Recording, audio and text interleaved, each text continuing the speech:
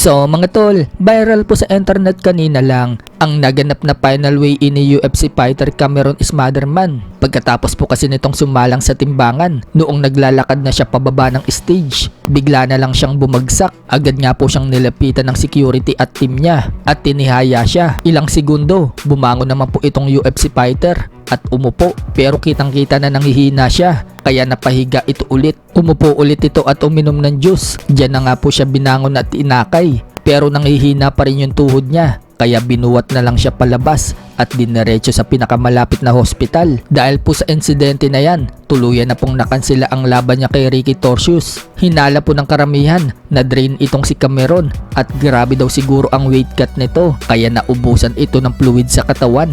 Pero nagsalita na po itong si Cameron Smotherman sa Instagram story niya. Sinabi niyang okay na daw siya. Marami nga daw siya natatanggap na message at ina-appreciate umano niya ang mga concern ng mga tao sa kanya. Okay na daw siya at hindi daw niya alam kung ano yung nangyari sa kanya. Marami siyang nababasa online na sinasabing grabe daw siguro ang weight cut niya, kaya ito nag-collapse. Pero anya, hindi naman daw siya nag-weight cut ng sobra. Hindi daw niya sure kung bakit nangyari daw yun sa kanya. Humingi nga po siya ng apologize sa opponent niya at sana makabalik daw siya soon. Shinare naman po ni WBC Minimum World Champion Melvin Jerusalem ang video ni Cameron kung saan ito bumagsak at sinabing I feel you bro. So napagdadaanan nga din siguro yan ni Melvin Jerusalem. Nahihirapan din siguro ito kumuha ng timbang. So isa po talaga yan sa matinding kalaban ng mga fighters, ang pagkuha ng timbang. Sa kabilang banda naman mga tol, nagsanib puwersa po ngayon si Ryan Garcia at David Benavides. Nagsama po kasi sila sa iisang camp at nag-sparring sila, pero hindi naman sila nagbabato ng suntok. Mukhang pinag-aaralan lang po nila dyan ang footwork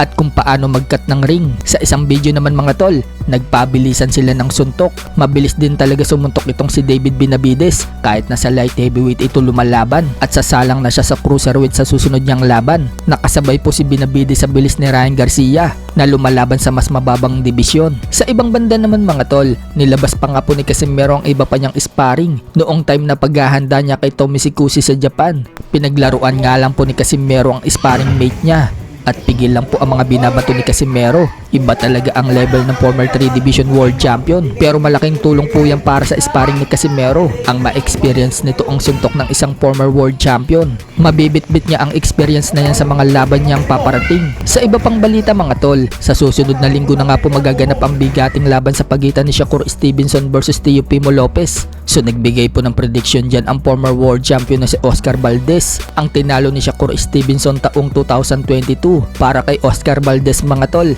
50-50 daw ang laban ng yan. Nakita daw ng dalawang mata niya kung paano daw mag-ensayo itong si Lopez. Abnormal daw ang ginagawa nitong abilidad sa ring. Pagdating naman daw kay Shakur, best fighter daw ito. Defensive wise nga daw itong si Shakur, kaya para sa kanya mga tol, 50-50 daw ang laban ng yan.